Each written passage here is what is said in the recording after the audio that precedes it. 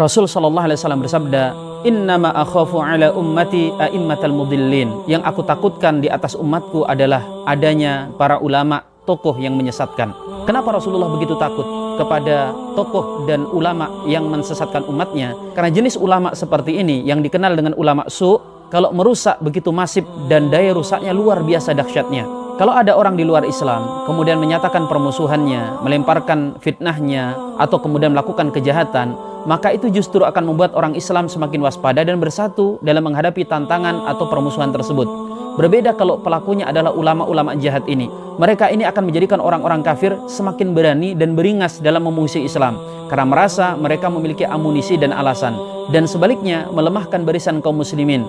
Ulama-ulama seperti ini juga akan menyebabkan kaum muslimin bertikai, yaitu karena dia tentu akan memiliki pendukung fanatiknya yang akan selalu membela sesalah apapun tokohnya tersebut.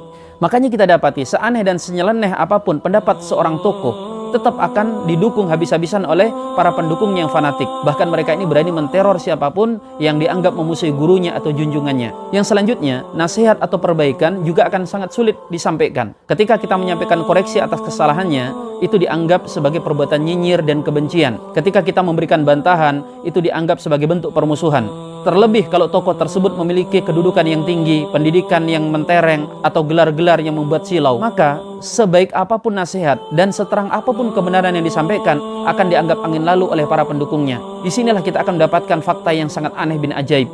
Kalau misalnya masalah itu masalah pelik, masalah-masalah yang sangat sulit bagi orang-orang awam, kemudian ada yang melontarkan seperti itu, masih sangat bisa diterima. Ini masalah yang terang benderang. Dia jelas-jelas melecehkan sahabat Nabi. Dia jelas-jelas mempermainkan ayat Al-Quran yang hampir tidak ada takwil lagi. Itu masih ada yang bela. Dan selanjutnya, bahaya daripada ulama-ulama su ini, mereka pandai sekali mengemas kepentingan mereka, berbungkus dengan nasihat-nasihat yang seakan-akan nasihat tingkat tinggi, yang hanya orang-orang tertentu yang mengetahuinya. Mereka menjelek-jelekkan para sahabat Nabi dengan atas nama kritik bahwa para sahabat adalah manusia biasa. Atau mereka menyerang bahkan hadis-hadis Nabi SAW dengan dalih rasionalitas dan realitas. Mereka menafsirkan Al-Quran secara ngawur dan menggiring kepada kesesatan dengan dalih kajian ma'rifat tingkat tinggi dan berbagai macam kemasan yang nampak indah tetapi sebenarnya berisi kesesatan mereka.